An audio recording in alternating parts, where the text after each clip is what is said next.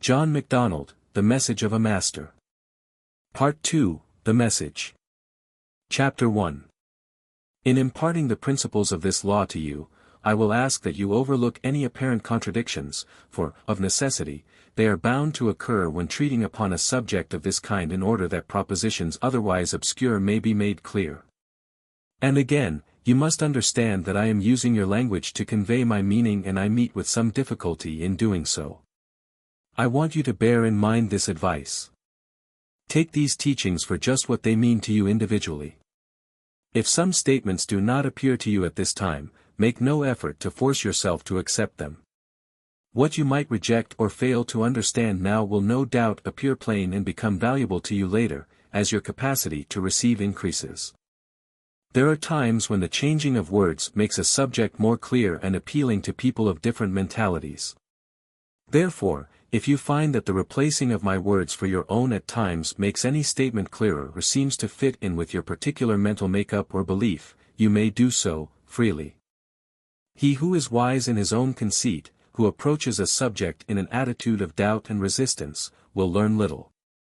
There is not much hope for him. But he who takes up any subject in an open mind, willing to learn anything that will contribute to his advancement, comfort and happiness, is wise. Therefore, while I do not ask that you believe all that I tell you, for to do so would be to intrude upon your God-given freedom of thought, yet neither do I wish you to doubt or resist what I tell you, for that would prevent you from gaining the help you are seeking. For your own highest and greatest good, your attitude should be just this: I am going to take these teachings in an open-minded, neutral attitude, determined that I shall gain all the benefit there is in them for me. The fact that I do not understand or even believe any particular statement or proposition at this time, does not necessarily make it any the less true. To be able to make use of the law as outlined, it is necessary that you have a clear understanding of its operation. To this end, I will illustrate, wherever possible, the different propositions with examples in nature that you will find all about you and that will help you in reasoning out these truths to a logical conclusion.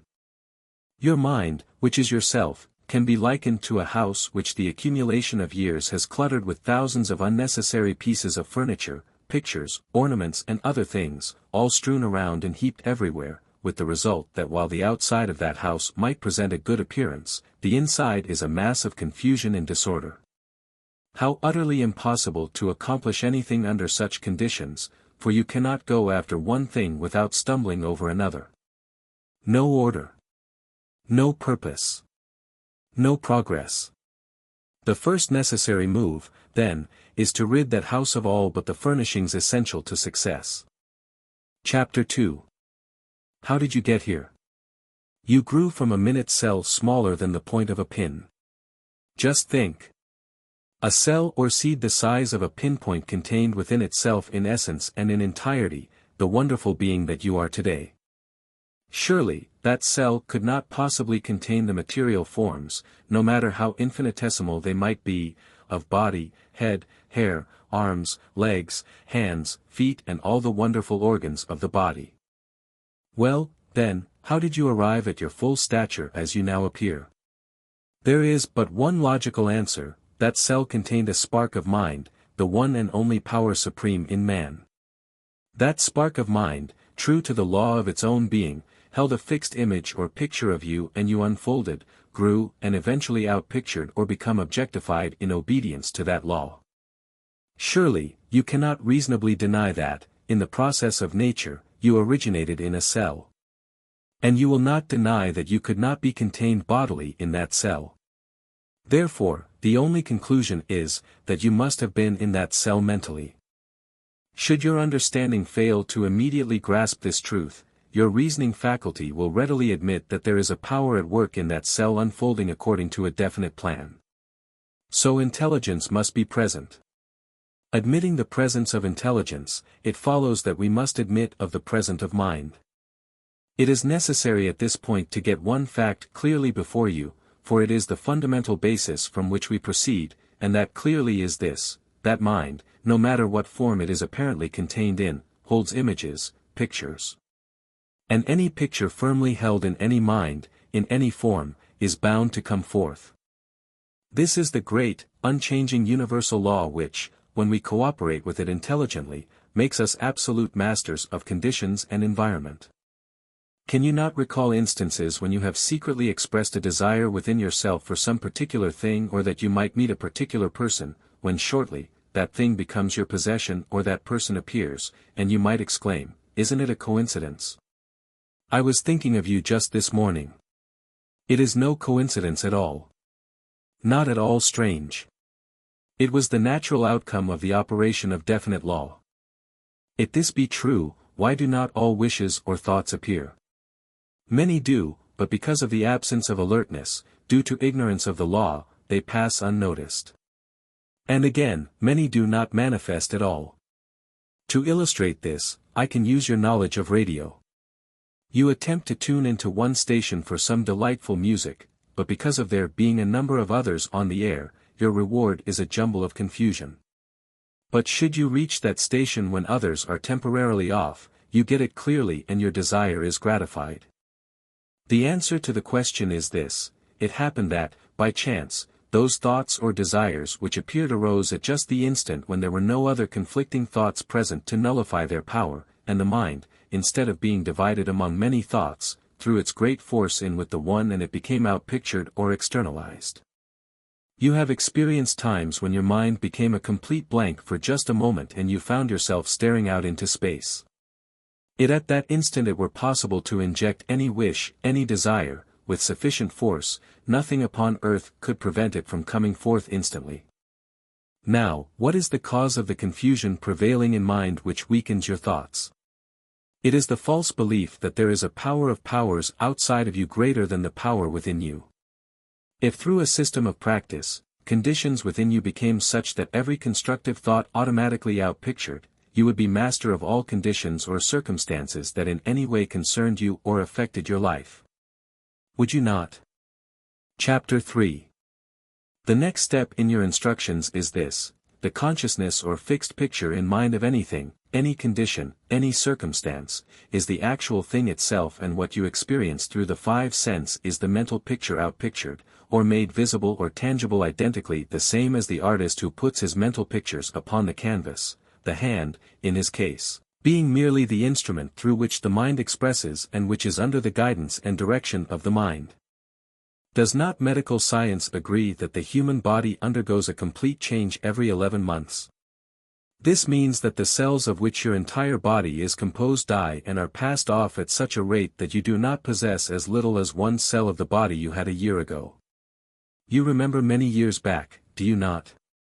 Many happenings or your childhood can be recalled to memory.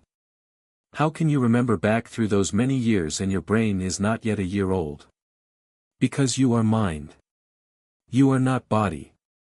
As an individual entity, functioning in an individual sphere, which is true of each one of us, you are all-powerful mind and your body is the vehicle through which you function. You are master and your body is your servant. It is your instrument of expression. That is all. Now, which is the real body, the one that remains pictured or imaged forever in mind as long as you exist here, or the one that decays in its entirety and passes into the earth every 11 months? And which are the real things, those things imaged or pictured in mind, or those things seen in the outer and which disintegrate after a short existence? Right here I do not wish to have you misled into the impression that the outer is of little or no importance in human achievement, but it is only secondary, while a fundamental knowledge of the operation of mind is of primary importance to you at the start. I wish it were possible to explain, so that you might understand, the process by which a picture in mind becomes objectified, but it would require hours to even make an effort in this direction, and then I might only confuse you. For words are feeble things when one attempts to explain these deeper things of universal law. One really must gradually and patiently advance up to and into them to understand. However, it is not necessary to know this in order to use the law any more than it is necessary to know the law by which the sun's rays are transmitted to earth in order to enjoy them. You have faith in my sincerity of purpose. Very well, place the same amount of faith in the power of this law and anything you undertake will be possible of accomplishment. Let us get on to the next step. Chapter 4. You may have heard it said that there are many minds, but such a statement is merely an idiom. There is nothing in science or reality to support such a predicate. There is but one mind, as there is but one electricity, one air or atmosphere. The many minds referred to are but a multiplicity of expressions of the one. We use mind as we use air or electricity, as our individual needs require. I will now ask that you bear with me for a time while I make use of a contradiction in order that I may simplify the next subject. It becomes necessary for me to refer to three minds, or, properly speaking, three phases of mind. You are apparently made up of three minds. The one which controls the functioning of the body, in which, for want of a better word, I will call the deeper mind. This mind we are not particularly concerned with, and properly should not be. It knows its duties better than we do. We can cooperate with this mind to our great profit in both health and strength by keeping our thoughts off the body. By forgetting that we have a body and thereby refraining from interfering with the proper functioning of this deeper mind, we will find that it will get along very nicely. The other two minds in which we are greatly interested and with which we must deal from this time forth, are what I might name the inner and outer minds. Those two minds you will readily recognize from the fact that when you take sides within yourself upon a subject and find yourself carrying on a spirited controversy with yourself, you are engaging these two minds. The proper office of the outer mind, which is in touch with external things through the medium of the five senses, is to transmit its desires to the inner mind, which is the seat of power within you and which, by its very nature, has no consciousness of duality, since it has no faculty of discrimination. It knows no impossible, no failure, no obstacle, or limit or lack. It depends upon the guidance of the outer mind and throws its great, unlimited force into anything that the outer mind may direct. I can better illustrate the character of the inner mind by again comparing it with electricity. As electricity is the greatest power in the world, so is the inner mind the greatest power in your being. Of themselves, neither operates independently but depends upon a separate agency to incite them to action, and both bring helpful or harmful results according to the wisdom or ignorance with which they are directed. This being true, how important, then, for the outer to unite with the inner and cooperate with it, and if this were the condition in human affairs, man would be master of his environment instead of being the slave of circumstance. Why are all not supermen instead of merely men? For this reason, the outer mind forms a desire which is automatically taken up by the inner mind and, in turn, it immediately proceeds to function toward bringing it forth. It scarcely has time to turn its great force in that direction before the outer has found a new fancy or has conjured up illusionary obstacles, and the inner, not being on the surface, not in contact with outer things and consequently dependent upon the outer for guidance, is forced to again divert its power. And thus it goes, on and on, like leaks in a steam pipe, scattering its wonderful power everywhere but getting nowhere. Why is the inner mind thus thwarted in every move it makes toward accomplishment? Why? Because the outer judges everything by what the eye and ear reports and transmit that message to the inner. What do we find humanity doing? We find them taking pictures of what they experience daily in the outer world, developing the sensitized film, then printing those pictures upon themselves within. The procedure should be just the reverse. I know whereof I speak when I say that we have been endowed with the capacity and the power to create desirable pictures within and to find them automatically printed in the outer world of our environment. And it is a simple process, as you will see later. When we can do this, we have mastery. And not before. Well, then, you would say, the need must be to discipline the outer mind, since it seems to be the offender. Just so. But since it meets up with thousands of experiences almost daily, ordinary methods of training might require years to accomplish results. Or, at best, such training would be a long drawn-out process. There is a quicker and better way. A method which, when put into operation, employs the usefulness of the outer mind without taking into account its vacillating willfulness. Chapter 5. And the first step in this direction follows. We will suppose that there is an urgent need for you to reach a certain town as quickly as possible. When you step into your automobile, you naturally picture in mind a given point of destination and turn your face in that direction. If that point be distant, you may become diverted onto wrong roads many times, but upon noting this, you return and again take the proper course, guided by what? By the picture in mind of the place you are headed for, and you get there. You held to a set definite objective until you reached it. You held your objective or destination in mind without any particular effort or strain and merely returned the car to the proper road when you found that it had strayed, and you got there. Thus it is with us. A set definite objective must be established if we are to accomplish anything in a big way. What do I mean by establishing a set definite objective? Is it as simple as it sounds? No, not at the start. Would you set your objective at 1,000,000 immediately and start out thoughtlessly to make it overnight? Yes, you might, if you have the capacity to see 1,000,000 as an immediate possibility. But this is quite rare. The wise thing to do is to grow to it as the marathon runner begins by first running a mile. Then he goes 2 miles, then 3. Thus he expands his capacity to eventually cover the full distance. Why is a set definite objective necessary? There are 3 reasons. First, the inner mind is the positive pole of your being, while the outer is the negative pole, as in geology the North Pole is the positive and the South Pole the negative. There must be a positive and negative in everything in the universe in order to complete a circuit or circle, without which there would be no activity, no motion. To illustrate this, there would be no forward if we had no backward. There could be no up if there were no down. There never could have been such a quality as good if there were no evil, so-called. How could there have been light without darkness? For us to be conscious of one thing, there must be another opposite by which to compare it or it remains non-existent to us. Now, in everything that is obedient to law, the positive dominates and governs and the negative serves. But mankind reverses this. The outer mind looks out upon the world and reports strife, competition, obstacles, impossibilities and similar conditions. Why? Because of the absence of direction, it is left to wander without a purpose and thus, aimlessly wandering, it accepts everything. The set definite objective, firmly imaged or pictured in mind, immediately whips the outer into line by giving it a fixed duty to perform. This, automatically, without any effort on your part, infuses into it the positive quality of the inner mind, and since the law of the universe and, therefore, also of your being, cannot change, negative conditions, including individuals, serve it and therefore you.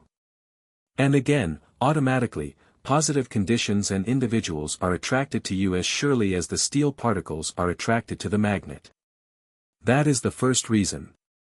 Second, the atmosphere, or ether, as we prefer to name it, is filled with millions upon millions of thoughts which are forever in motion.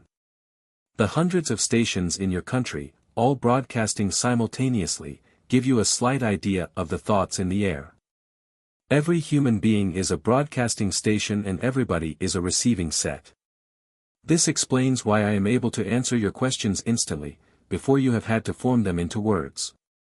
The fact that I have been getting your thoughts before you have expressed them and which have been puzzling you, is now made clear. This is a faculty developed after years of training. This faculty was always in me and is within you. I have brought out and made use of mine, while yours lies dormant almost entirely. To get back to our subject. The man who has no set definite objective is tuning in to everything and getting nothing. He is unfortunate indeed, for he is at the mercy of millions of conflicting thoughts and his is a life of confusion and distress. Some of those in my work have so perfected themselves that they are able to see these thoughts by virtue of the same law developed in themselves, by which you will soon by enjoying motion pictures transmitted to you over the radio. Therefore, we know what we are talking about when we speak of the chaos of thoughts in the air. On the other hand, the man who has a set definite objective deliberately tunes into one thing, which action automatically makes him positive and consequently wipes out the others. If it is money he wants, he gets it. If it is position he wants, he gets it. Nothing that such a man tunes into can be withheld from him.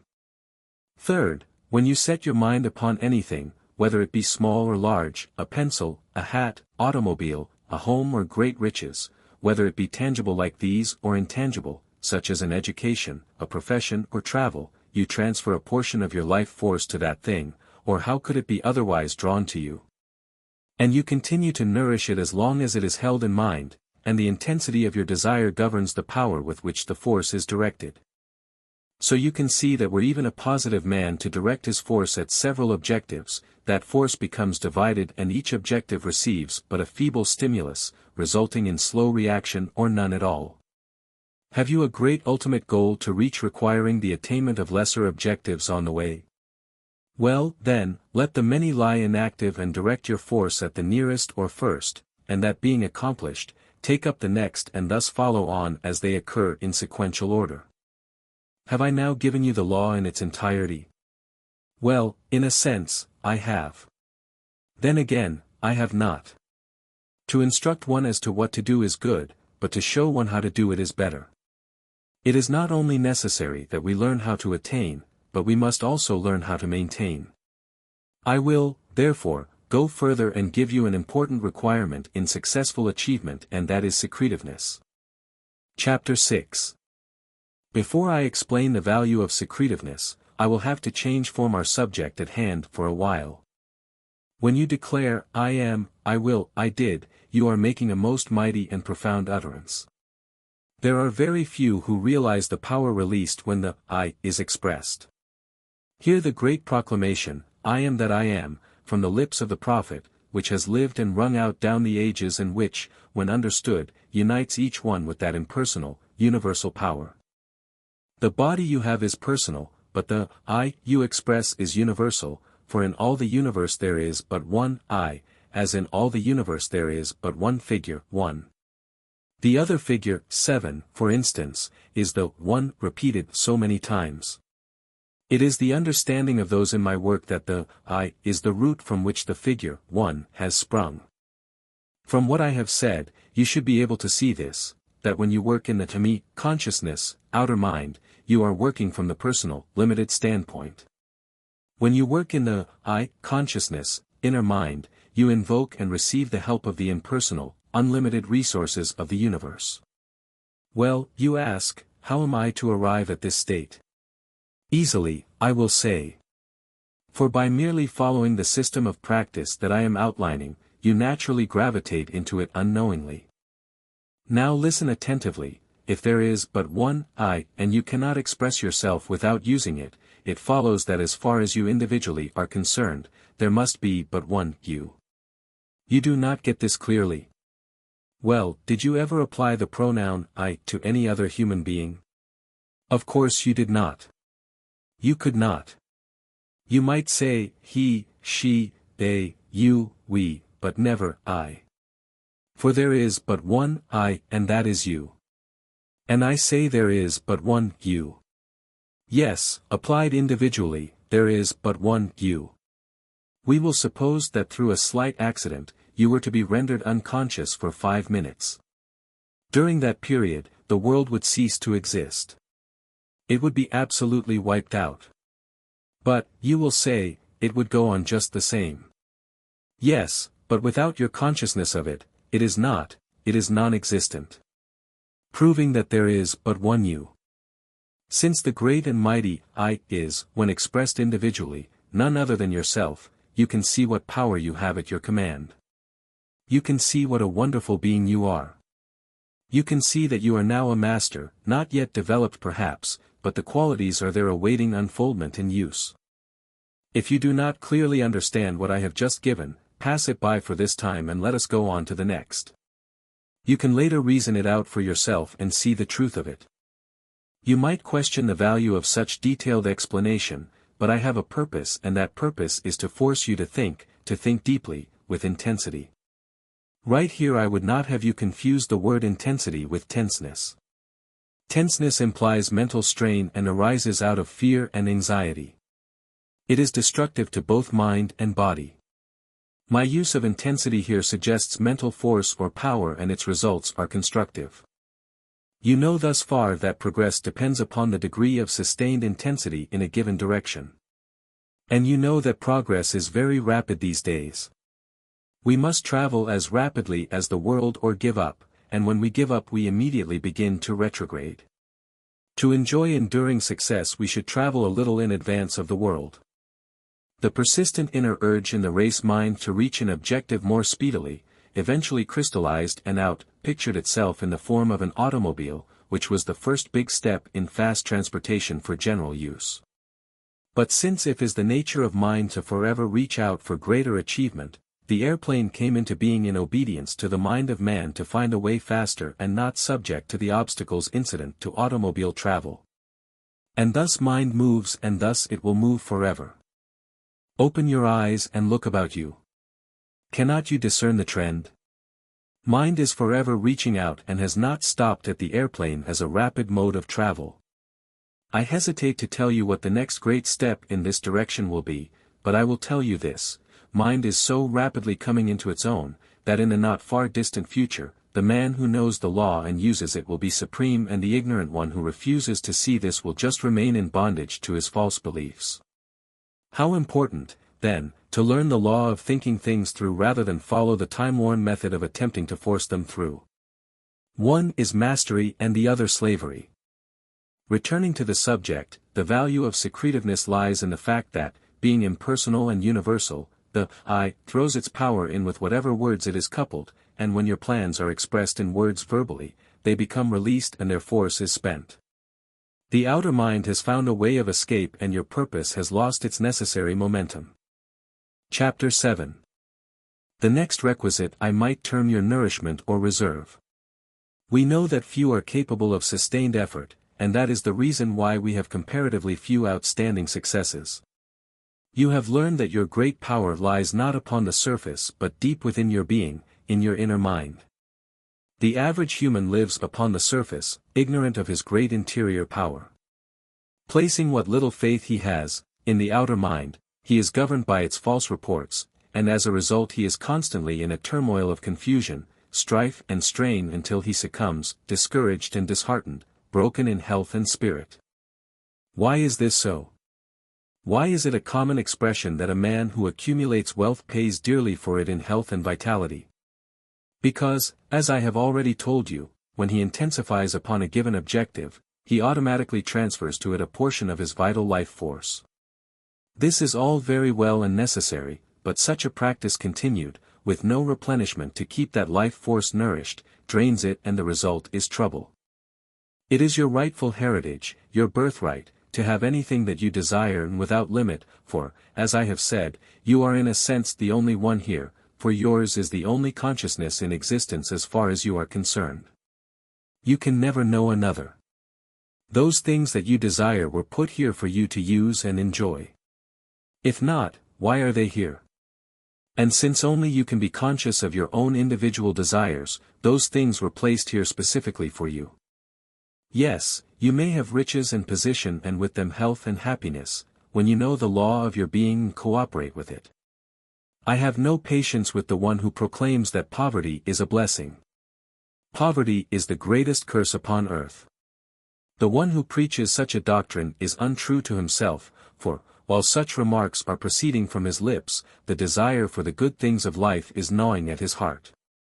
Knowing so well that each individual, being differently constituted, given the fundamental principles of the law, will each work it out somewhat differently, accordingly to his own particular inherent nature, I have purposely avoided referring to my method, so that you might have your entire freedom of interpretation and decision.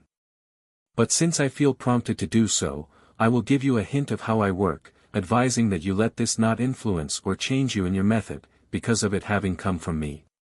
You cannot attain dominion patterning after another, or following custom or tradition. Sheep and plotters do that. Masters and leaders never do. A painting would be a dull, uninteresting thing were the artist, in featuring a great oak tree, to fail to include its natural surroundings of grass, brush, flowers, leaves, and possibly sky and clouds. The true artist creates a faithful reproduction. Our methods are similar.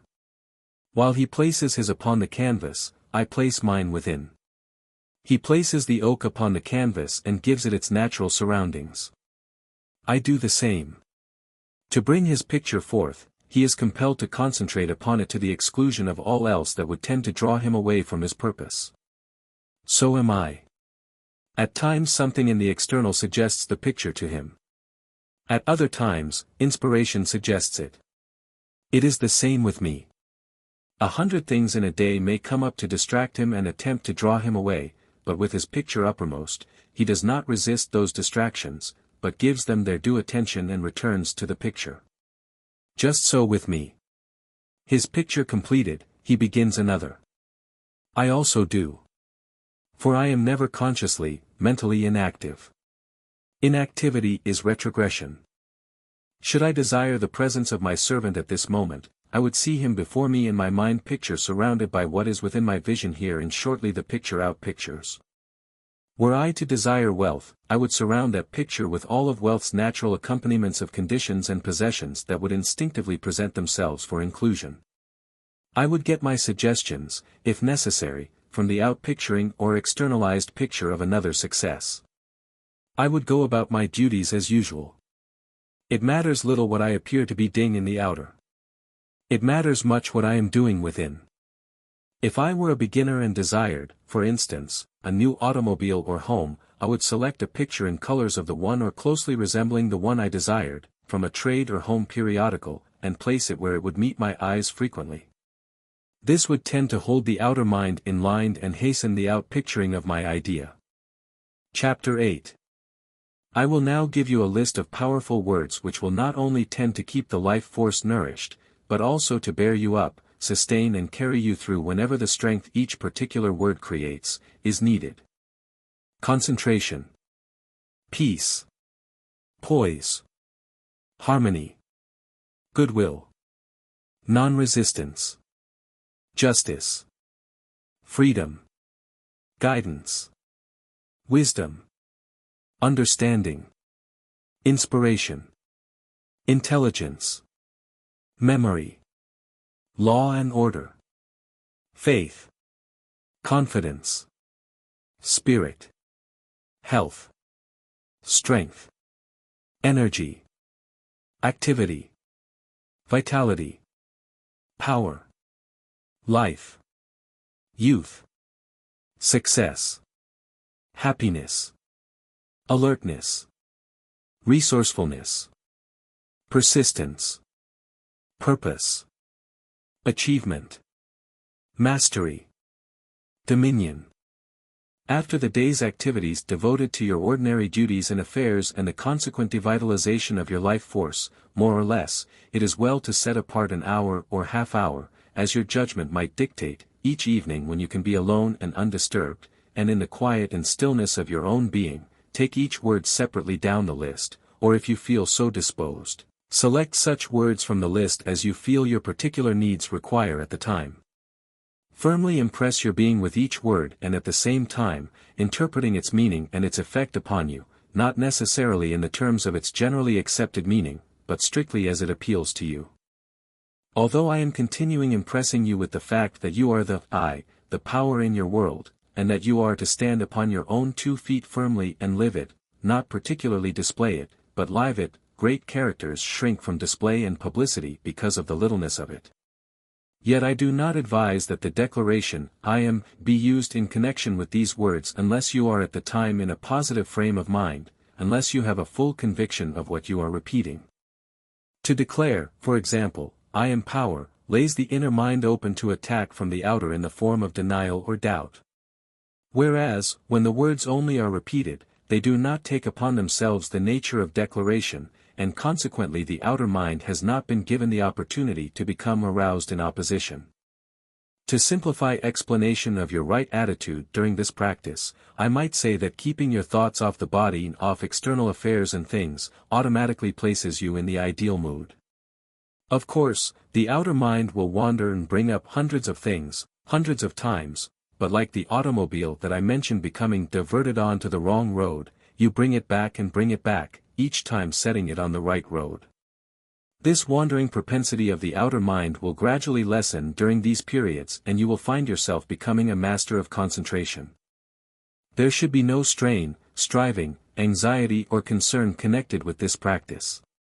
You devote each evening, unless otherwise taken up by occasional business, social or family duties, to allowing these words to sink in and penetrate your being, and like drops of pure water entering a vessel of impure water, drop by drop the non-essentials are forced out and the essentials remain.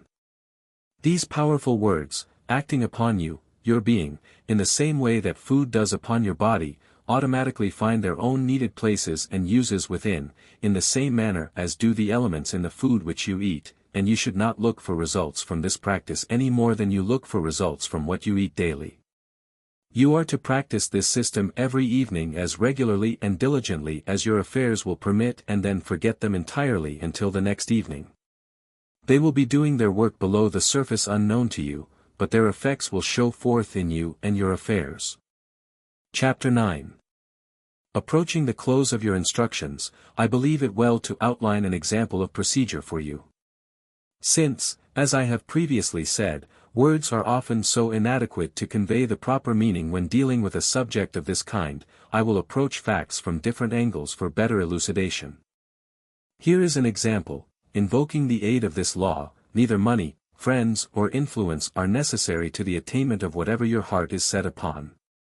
Whether you are a banker, a clerk or a bootblack, it is no respecter of person or position. Whether your ambition lies in direct line with the position you are now occupying, or whether it necessitates an entire change from what you are doing. You may have no definite plan in life except the fact that you want to get ahead. Since all the desire in the world will get you nowhere, it becomes necessary that a definite objective be first arrived at and then firmly established within. After intelligent deliberation you decide upon one supreme goal. It is distant, perhaps, but the glorious assurance is that it can be attained. What is your first step? If a banker or merchant, is it a definite increase in volume monthly?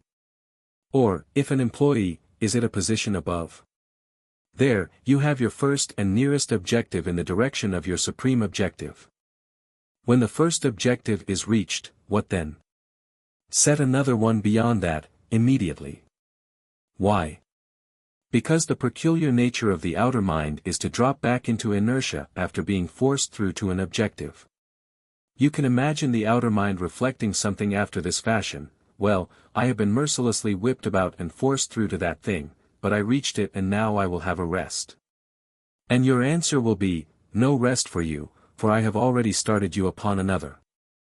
Because, once having attained that valuable momentum, maintain it. Cling to it. And as the momentum increases, the steps in your progress become more rapid, until eventually it will be possible to reach an objective almost immediately, as is the practice of those in my work. The course followed in bringing forth your objective can be likened exactly to the process that takes place in a seed. Being fixed in the darkness of the soil, it proceeds to express or outpicture the exact picture held within its life cell and, in obedience to law, it sends up a shoot seeking the light. At the same time, it sends down roots seeking nourishment. If, on the way up, that shoot encounters obstacles in any form, it does not attempt to force them out of its way. It travels around them. If the roots fail to find the required nourishment, it withers away. If all goes well, it blossoms forth and, having reached its goal, a seed is again dropped and the process repeated. Bear in mind that the actual process takes place in darkness, beneath the surface. Thus it is with us. That is where all great and important ideas are developed. Now, are you going to cast glances out of the corner of your eye to see how the thing is proceeding? Are you going to set to wondering how the thing works, or if it really is working? Not at all. You set the objective. You therefore planted the seed. You would not dig up a seed in your garden to see if it were sprouting. You planted and watered it and are satisfied that, according to the law of its being, it will come forth. Likewise, nothing upon earth can prevent your objective from becoming externalized, because nothing in the world can nullify universal law. You plant the seed idea. You hold it there. You nourish it. You have done your part. Trust the law to do its part. Will you encounter resistance? Oh, yes. Your activity creates it. Why? Because action requires reaction to support it. Resistance is the negative pole of action or activity, the positive pole as you have already heard, and you need both. If there were no resistance, action would be non-existent. It is resistance that keeps the airplane soaring. Without resistance, it could not fly. Neither could the birds, or the fish swim, or you walk. As the power of the engine increases, the greater the momentum of the airplane and the greater the resistance necessary to support it. The greater the momentum, the greater the altitude or height possible to attain. With the decrease in engine power comes the decrease in momentum and the consequent dropping of the plane. This is an example for us. Momentum must be attained and then maintained if we are to reach the heights of achievement. And the work is delightful after the apparent difficulty of the first steps are passed. For there is nothing more joyous than the satisfaction of having achieved something worthwhile. Are you to recognize resistance in any guise? No. For, if you recognize it as a power opposed to your progress, you are resisting it, therefore you automatically acknowledge it as a power greater than you, for no lesser power can retard the progress of a greater one. That is plain. And going further, remember this great truth: whoever or whatever you resist, be it in thought, word or action, be it in the form of criticism, envy, jealousy, hatred or otherwise, you must assuredly help, and you weaken yourself proportionately. Why? Because you have deliberately taken a portion of your precious life force so necessary to your progress, and transferred it to that person or thing. Have you not witnessed the case at times, of one becoming exhausted after a fit of rage over another? Exhaustion is depletion. And to deplete means to empty. Something went out. Yes, to the other person to his profit and the other's loss. This is an example of the transfer of life force in a violent form. You are very fortunate in having learned this wisdom. Now, by all means, practice it. Chapter 10. What then should be your daily attitude? What is the attitude of the wind as it speeds on its way to its destination? It yields recognition to neither person, place or thing as having any power to hinder it. The harm or help it gives is measured only by the welfare of the particular one it affects. It is aware of causing neither harmful nor helpful results, for it is impersonal. The sun shines, Rani falls and the wind blows upon all alike. They choose no particular persons or things to help or harm. There is your lesson. You are not to be consciously aware of resisting or harming anyone in your way as you speed along to your goal. Those who attempt to hinder you are helping you and should be considered your friends. This is the wisdom of the highest order. Keeping the secret of your aspirations locked securely within you sets up antagonism in the outer mind, for due to its nature, it rebels against discipline and subjugation. That evident weakness which stifled your great ambitions in the past is an illustration of the nature of this outer mind. That is its habitual trait. Seeing that it is about to be deprived of its wanton freedom, it will, like a wild bull in a stockade, seek to escape by every means except the way that you have provided. I am warning you. It will bring up every sort of argument to bear upon the futility of your purpose. It will tempt you to mention your plans and ambitions to others, to slow up in your activity, to doubt the power of the law operating in your behalf. It will try every known conceivable way to thwart you. And your answer to all this will be, obey. I am master here. Stand as master of your own being and hold your course steadfast to the goal. You may be led through strange places and take circuitous routes at times, but let that not disturb you. With the wisdom of the inner mind at the helm, you are being led the quickest way, although it might appear to be the longest. This advice is necessary for you now as a beginner, but as you grow in practice you will find that these qualities become a part of your very being. They then function automatically, entirely without any conscious effort on your part. What is the result? Due to the persistent holding to the goal and your absolutely airtight secretiveness, the outer mind finds no escape for its increasing energy, and in desperation, it plunges through, like the overload of steam through the safety valve of a boiler, and your objective is reached. We have come to the close of your instructions. Go forth and practice what you know. Living the law will make you a character of notice. People will be instinctively attracted to you both upon the street and among your social and business associates, without knowing why. You will become a mysterious being to the world. Let this not turn your head, but rather in humble gratitude, give thanks to the great supreme power that has made this possible. The end.